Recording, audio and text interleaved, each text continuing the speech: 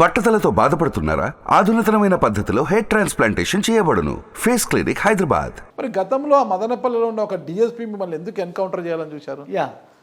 అది ఆ పోరాటంలో ఎందుకు ఎన్కౌంటర్ చేయాల్సి వచ్చిందంటే, ఒక దళిత్ అమ్మాయిని ఒక పైకులం అబ్బాయి చీట్ చేసి, ఆల్రెడీ మ్యారీడ్ వాడు, ఆ అమ్మాయిని వేరే రియల్ ఎస్టేట్ వ్యాపారి దగ్గర వాడు ఉండి డ్రైవర్గా వాళ్ళ బ్రదర్ని అని చెప్పుకొని, ఈ అమ్మాయి చాలా అందగత్తే, ఉషారాని, మీకు గుర్తు తెలుసులేండి, ఉషారాని చాలా అందగత్తే. సినిమాలో హీరోయిన్గా ఆఫర్ వచ్చింది అమ్మాయికి. బీఎస్సీ కంప్యూటర్స్ చేస్తాను అమ్మాయి. ఆ అమ్మాయిని వల వేసి వాడు పట్టుకొని తీసుకొచ్చేసాడు. సరే మ్యారేజ్ చేసుకునేసినాడు. మ్యారేజ్ అయిన తర్వాత ఆ అమ్మాయికి అర్నింగ్ లేదు కదా. అర్నింగ్ లేనప్పుడు ఈడు కూడా కేసులు అవి పెట్టి ఇబ్బందులు అయిన తర్వాత ఆ అమ్మాయిని తీసుకొచ్చి మదనపల్లి పెట్టి, తిరుపతి నుంచి ఇక్కడ కూడా బతకలేక వాడు తీసుకెళ్ళి వాళ్ళ విలేజ్లో పెట్టినప్పుడు, కోటకొండ అనే విలేజ్లో, ఆ విలేజ్లో క్యాస్ట్ చాలా డిస్క్రిమినేషన్ ఉంటుంది, సహజంగా ఉంటుంది. సో ఈ అమ్మాయిని సపరేట్గా పెట్టడం, ఈ అమ్మాయికి సపరేట్ ప్లేట్ ఇవ్వడము, అట్లా ఉన్నప్పుడు ఆ అమ్మాయి దాన్ని జీర్ణించుకోలేక, అంటే ఆ అమ్మాయి ఒక ఎంప్లాయీ కూతురు, తిరుపతిలో ఉండి బతికిన అమ్మాయి, అక్కడ క్యాస్ట్ని చూసిండదు ఆ అమ్మాయి, ఆ ఫీలింగ్ని. ఇక్కడ ఎప్పుడైతే ఈ వివక్షను ప్రత్యక్షంగా చూసిందో తట్టుకోలేక అమ్మాయి తిరుగుబాటు చేసిన క్రమంలో ఆ అమ్మాయిని ఏదో చేశాడని, హత్య చేశాడని మాకు తెలియడం. సో అమ్మాయిని తీసుకెళ్ళి తిప్పారెడ్డి హాస్పిటల్లో అడ్మిషన్ చేసి, ఆ తిప్పారెడ్డి హాస్పిటల్లో ఆ అమ్మాయికి డెంగీ ఫీవర్ అని చెప్పి ఆయన సర్టిఫికేట్ ఇవ్వడం. ఎవరు ఇచ్చారు? ఈయన డాక్టర్ తిప్పారెడ్డి గారు ఆయన ఇచ్చారని మాకు తెలియడం. ఈ తెలిసిన వెంటనే అప్పుడు నేను పీటీఎంలో ఉన్నా యాక్చువల్గా. అప్పుడు నాకు ఇక్కడి నుంచి ఒక ఫోన్ వచ్చింది. ఫోన్ వస్తే నేను అక్కడి నుంచి మదనపల్లికి వచ్చి వివరాలన్నీ సేకరించి, సో ఓకే వీళ్ళు ఒక డౌట్ ఎక్స్ప్రెస్ చేస్తున్నారు కాబట్టి దీన్ని రీపోస్ట్ మార్టం చేయాలా అంటే, సాయంత్రము లైట్ ఫెయిల్ అయిన తర్వాత పోస్ట్ మార్టం చేయకూడదు. ఇక్కడ పోస్ట్ మార్టం జరిగింది. పోస్ట్ మార్టంకు ముందే అమ్మాయి బాడీ మీద అక్కడక్కడ రక్తపు గాయాలు ఉన్నాయి అని చెప్పారు. సో ఆ గాయాలు ఎట్లా వచ్చినాయి, సో ఇక్కడ ఏమన్నా మతలబు ఉందా, దీని మీద రీపోస్ట్ మార్టం చేయాలని చెప్పి ఒక రిప్రజెంటేషన్ చేసాం. చేసిన వెంటనే అందరూ విరుచుకుపడ్డారు, పోలీసులు అంతా. అది ఎందుకో ఏమో, పోలీసులు అపోజిట్, డాక్టర్స్ అగెనిస్ట్ మాకి. సో ఆ సందర్భంలో ఇంకా ఒక పోరాటం అనివార్యమైంది. అంటే విజ్ఞప్తి చేస్తాం మామూలుగా, ఆ వినతులను పట్టుకున్నప్పుడు పోరాటం చేయాలి కదా. తిప్పారెడ్డి హాస్పిటల్, దేశ హాస్పిటల్ మీద కూడా మీరు దుర్మం చేశారు కదా.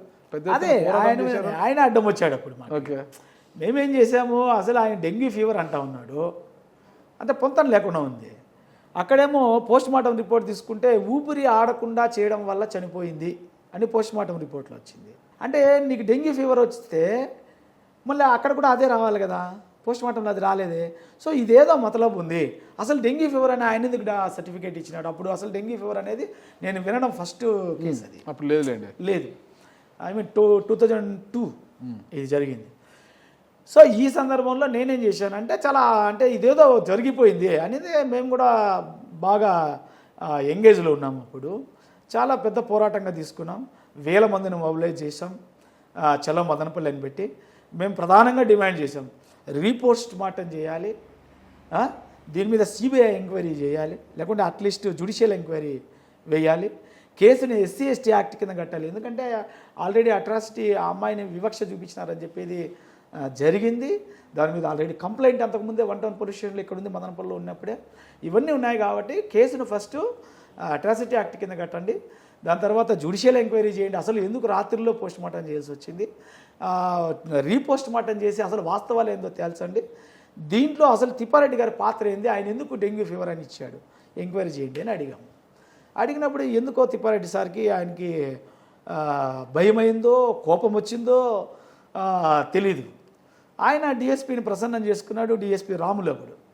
ఆయన దాన్ని పెద్ద ప్రెస్టేజ్గా తీసుకొని మీరు అజిటేషన్ చేయకూడదు అని చెప్పి హుకుం జారీ చేశాడు ఆయన. అదేంది, ప్రజాస్వామ్య దేశంలో ప్రజాస్వామ్య పద్ధతిలో మేము తుపాకులు ఎత్తుకొని వస్తామని చెప్పట్లేదు. మేము బ్యానర్లు పట్టుకొని, ప్లకార్డు పట్టుకొని ఒక ఉద్యమం చేస్తాము, ఒక ర్యాలీ చేస్తామంటే పర్మిషన్ ఇవ్వకపోయినా చేస్తాము అన్నాం. మేము అప్లై చేసాం, పద్ధతి ప్రకారం పర్మిషన్కి అప్లై చేసాం, అంతా చేస్తే తను పర్మిషన్ ఇవ్వకపోగా రాత్రిలో మమ్మల్ని అరెస్ట్ చేయాలని చెప్పి ఏదో ప్రయత్నం చేశారు.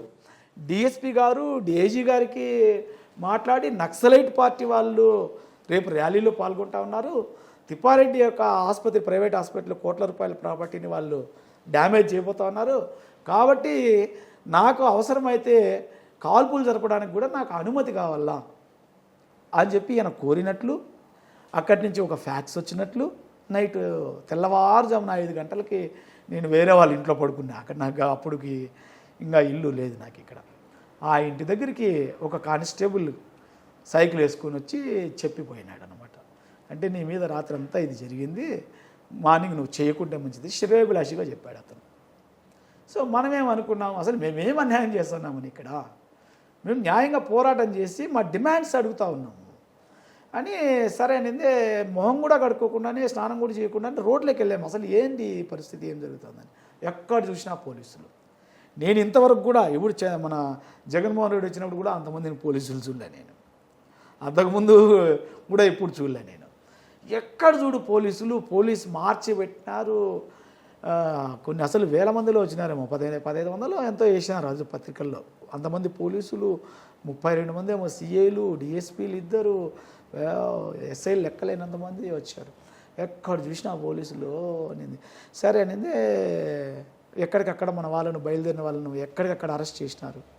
Mudivedu police station, Kothakota police station, Madanapalle 3 police స్టేషన్లో ఎక్కడ చూసినా అందరూ అరెస్ట్ చేసేసారు. సరే ఇంక అనివార్యమైంది, ఇంక మేము చేయాలని డిసైడ్ అయిపోయినాం. అందరు కూడా రాగలిగిన వాళ్ళందరినీ కూడా గవర్నమెంట్ హాస్పిటల్ కాడికి వచ్చేయమన్నాం. గవర్నమెంట్ హాస్పిటల్ కాడ చేరుకున్నాము. చేరుకోగానే అక్కడికి ఒక 400-500 మంది చేరుతానే పోలీసులు చుట్టుముట్టేసినారు. ఇంక మిగిలిన వాళ్ళని రానివ్వకపోయేసరికి మేము పోలీసులతో మాతో ర్యాలీ చేయకూడదని, వాళ్ళు ర్యాలీ చేయాలని మేము గవర్నమెంట్ హాస్పిటల్ ముందరనే పెద్ద గొడవ అయింది. ఒక సిఐ ఆర్గ్యుమెంట్లో మాట్లాడుకునే సందర్భంలోనే ఏం నీకు అంత పొగురు అని చెప్పిందే తుపాకీ తీశాడు ఆయన బయటికి. తుపాకీ తీస్తే ఏమి తుపాకీ తీస్తావేం కాలుస్తావా అని నేను కూడా బటన్స్ ఓపెన్ చేశాను. బాగా ఘర్షణ అయింది. అప్పుడున్న సిఐ మధ్యలో దూరి ఇద్దరిని తోసి ఇది చేశాడు. సరే మళ్ళా ర్యాలీ మేము చేసేదే అన్నాం. అప్పుడు రోడ్డు మీదకి రాగానే పోలీసులు బాగా ఇది చేశారు. సరే ఒక డిఎస్పీ, పలమనేరు డిఎస్పీ అప్పుడు వచ్చి చర్చలకు వచ్చాడు. మదనపల్లి డిఎస్పీ చేయలేడు కాబట్టి ఆయన వచ్చి మీరు అన్నట్లు SC/ST యాక్ట్ కింద కన్వర్ట్ చేస్తాం కేసుని, కేసు 3 ఇది రీపోస్ట్ మార్టం చేయిస్తాం, తర్వాత వచ్చింది సిబిఐ ఎంక్వైరీకో జ్యుడిషియల్ ఎంక్వైరీకో మేము కూడా అడుగుతాం. సో మీ డిమాండ్స్ అన్నీ కూడా మేము పరిష్కారం చేస్తాము, మీరు విత్డ్రా చేసుకోండి అజిటేషన్ అన్నారు. ఓకే సార్, ఇది నిజమైతే మీరు మీడియాకి చెప్పండి. మీడియాకి మీరు చెప్పిన తర్వాత మేము నమ్మితే మేము ఇక్కడి నుంచి సబ్ కలెక్టర్ ఆఫీస్ వరకు ర్యాలీగా వెళ్ళి ఇదే వినతి పత్రాన్ని అక్కడ ఇచ్చేసి అక్కడ మీరు మీడియాకి చెప్పండి, మేము విత్డ్రా చేసుకొని వచ్చేస్తామని చెప్పాము. ఆయన చెప్తాము మీడియాకి అని చెప్పి మాకు మోసం చేసి మా ర్యాలీ స్టార్ట్ చేసుకోమని, చేసుకునే క్రమంలో ఒక్కొక్కరిని వెనక అంటే ర్యాలీ నుంచి బయటికి పంపించేస్తూ వచ్చినాం. అంటే కొంతమందినే మిగిలించుకొని వాళ్ళని ఏదో చేయాలనేటటువంటి ఒక ప్రయత్నం చేశారు. మల్లికార్జున సర్కిల్ కాడికి వచ్చాకే మాకు అర్థమైపోయింది. సో ఇదేదో జరుగుతుంది. మాకంటే ఎక్కువ మంది పోలీసులు ఉన్నారు. మా ముందర పోలీసులు, సైడ్లో పోలీసులు, వెనకల పోలీసులు. ఎవరిని లోపలికి రానిరు, లోపల నుంచి ఒకరొకరిని బయట పంపించేస్తున్నారు. అనివార్యమైంది. ఇంకా సరే ఓకే, ఇంకా మనము కొట్టాం తిప్పారెడ్డి హాస్పిటల్ ముందర, అంటే ఆర్టీసీ బస్ స్టాండ్ నుంచి అంబేద్కర్ సర్కిల్ మీదుగా పోవాలని. తిప్పారెడ్డి సార్తో ఏం మాట్లాడుకున్నారో, అది ఏం జరిగిందో తెలియదు. తిప్పారెడ్డి సార్ హాస్పిటల్ దగ్గరికి రాగానే లాఠీ చార్జ్ స్టార్ట్ చేశారు. విపరీతమైన లాఠీ చార్జ్, అంటే కసితో కొట్టినట్లు, ఏదో చెదరగొట్టినట్లు కాదు, లాఠీ చార్జ్ చేశారు. ఇంక నన్ను పట్టుకున్నారు. నన్ను పట్టుకొని స్పెషల్ పార్టీ వాళ్ళు పోలీసులు సంఖ్యల కింద వేసుకొని సుమారు 7-8 మంది నన్ను ఒక్కడనే చుట్టుముట్టి తీసుకెళ్ళి జీప్ ఎక్కిస్తూ ఉన్నారు.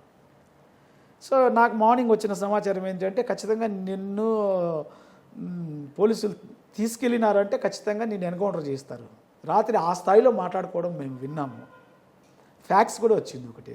సో చాలా జాగ్రత్తగా ఉండని చెప్పినారు. సో మనం కూడా ఏమైతే అది కానీ పబ్లిక్లోనే కానీ పోలీసులు తీసుకెళ్ళి జీప్ ఎక్కించిన తర్వాత ఏదైనా జరిగితే జనాలకు తెలియదు కదా. సరే ఏమైనా తేలిపోని అని చెప్పేసిందే. జీప్ ఎక్కే క్రమంలో ఒక మీడియా మిత్రుడే నన్ను తప్పించాడు అనమాట. తను ఏమన్నాడంటే ఎస్కేప్ అంటున్నాడు. పాపం కెమెరా ఇట్లా పెట్టుకొని ఎస్కేప్ అంటున్నాడు.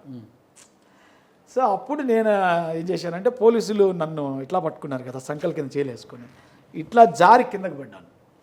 జారి కిందకు పడితే వాళ్ళు పైన ఉన్నారో నేను కింద ఉన్నా. కింద నుంచి నేను రన్నింగ్ తీసుకునేసిందే. నేను రన్నింగ్లో మంచి 500 మీటర్స్లో కూడా ఫస్ట్ వచ్చిన జిల్లాలో నేను. అట్లా ఆ రోజు నేను పరిగెత్తా ఉంటే పబ్లిక్లో అంబేద్కర్ సర్కిల్ నుంచి నా వెంట సుమారు 30-40 మంది పోలీసులు పరిగెత్తా ఉన్నారు. అట్లా నేను 3 కిలోమీటర్స్ పరిగెత్తాను. ఇట్లా మానస హాస్పిటల్స్ అందులో నుంచి దూరి చెప్పులు కూడా తీసి పరిగెత్తా అంటే పోలీసులు ఎక్కడికక్కడ రాలిపోతున్నారు. సినిమాలాగా జరిగింది. ఒక సందులో ఇట్లా సందు ఒకటి ఆ పక్క ఈ పక్క అడుగులు పెట్టుకొని నేను అటు దూరం వెళ్ళిపోయి వెనక్కి చూస్తే కాలువలో పడినారు పోలీసులు. సో అట్లా నేను ఇట్లా అశోక్ నగర్ తిరుక్కొని ఎస్టేట్ నుంచి మళ్ళీ తిరుక్కొని మళ్ళీ ఈ మీ సేవా కేంద్రం ఘాటికి వచ్చి ఇంకా పరిగెత్తలేక ఆడ తొట్టి మీ సేవా కేంద్రం తొట్టి భూమి లెవెల్కి ఉంటుంది. పైన తొట్టిలో నీళ్ళు పడుతూ ఉన్నాడు పిల్లగాడు కూడా. వాడికి దండం పెట్టి చెప్పొద్దని లోపలికి దిగేసి నీళ్ళలో ఉండిపోయినా. ఇంకా పట్టుకుంటే పట్టుకొని ఎన్కౌంటర్ అన్నా చేసుకుని ఏమన్నా చేసుకుని అక్కడెక్కడ ఎందుకు రోడ్డు పక్కన ఉంటా కదా అని చెప్పి ఉండిపోయినాను. సో పోలీసులు అంతలకలా వెతికినారు, ఎక్కడ నేను దొరకలేదని వెళ్ళిపోయినారు. వెళ్ళిపోయిన తర్వాత నేను సుమారు ఒక గంట తర్వాత అంటే అంత గస్స నాకు చచ్చిపోతానేమో అనేటటువంటి అంత ఇది అయిపోయింది. ఇంకేమైతే అది కానీ లేదు. అప్పుడు గంట తర్వాత కొంచెం ఊపిరి తీసుకొని బయటకు వచ్చి అటు ఇటు చూసి చిన్నగా రోడ్లోకి వచ్చి ఆటో ఎక్కే ప్రయత్నం చేశా. ఆటో ఎక్కి కూర్చుంటానే నాకు కాళ్ళకు బ్లడ్ కారుతుంది. ఒక పక్క పోలీసులు కొట్టినప్పుడు ఇదంతా కూడా నాకు చీలిపోయింది. ఇక్కడ బ్లడ్ వస్తుంది. ఒంటి కాళ్ళతో పరిగెత్తినాను కాబట్టి ఇక్కడ బ్లడ్ వస్తుంది. ఆటో ఎక్కి నీళ్లు వైపు బ్లడ్ వైపు పోతా అంటే ఆటో వాడు ముందుకు కదలకపోయేసరికి ఇంకా పోలీసులు చుట్టూరా తిరుగుతూ ఉన్నారు. ఇంకా ఆ పక్క ఈ పక్క ఎట్లా అనిందే. అక్కడి నుంచి మళ్ళీ నేను ఒక సందులో ఆ వీధిలో వెళ్ళి అక్కడే ఒక ఆటో దొరికితే ఆటోలో ఎక్కి ఆ ఆటో వాడు ఎక్కించుకున్నాడు. చౌడేశ్వరి కళ్యాణ మండపం దగ్గర దిగిన అక్కడ కూడా పోలీసులు ఉన్నారు. ఆటో అట్లే పెట్టుకోమని ఆటోలోనే కూర్చొని తర్వాత ఒక బస్సు వస్తే చిన్నగా ఆ బస్సులో ఎక్కి మొలకల చెరువుకు పోయినా. మొలకల చెరువుకు పోతే మొలకల చెరువులో కూడా పోలీసులు ఉన్నారు. సరే మొలకల చెరువులో దిగి ఒక సైడ్కి వెళ్ళిపోయి ఒక లారీ ఎక్కినాను. కదిరిలో దిగిన. కదిరిలో దిగి అక్కడ ఒక కాయిన్ ఫోన్ నుంచి మన మదనపల్లి ప్రెస్ వాళ్ళు నాకు చాలా అసలు నా ప్రాణాలు కాపాడింది ఆ రోజు ప్రెస్ జర్నలిస్ట్ అందరూ ఫ్రెండ్స్ అట్లా ఉండేవాళ్ళం మేము. మళ్ళీ వాళ్ళు టెన్షన్ పడతా ఉంటారని నేను ఫోన్ చేసి ఇక్కడికి మళ్ళీ సమాచారం ఇచ్చిన. నేను కదిరిలో ఉన్నాను అంటే నేనేమైనాను అనేది పెద్ద ఇది ఇక్కడ సస్పెన్స్ అనమాట. ఇట్లా వచ్చినాను అని నాకు డబ్బులు కూడా లేవు. ఇంకా మళ్ళీ అక్కడిని మన ప్రెస్ నుంచి ఒక అతను అక్కడ కదిరిలో ఒకరికి ఫోన్ చేస్తే అక్కడ డబ్బులు తీసుకొని నేను మళ్ళీ హైదరాబాద్ వెళ్ళి హైదరాబాద్లో ఉండి వచ్చాను. ఇంకా మళ్ళీ ఉన్నారు ఇప్పుడు ప్రాణాలతో ఉండి మీడియా సహచరులు మీడియా మిత్రుల సహకారం వాళ్ళే నాకు 100%. సుమన్ టీవీలో మీ పర్సనల్ అండ్ బిజినెస్ ప్రమోషన్స్ కోసం కింది నెంబర్కి కాంటాక్ట్ చేయండి.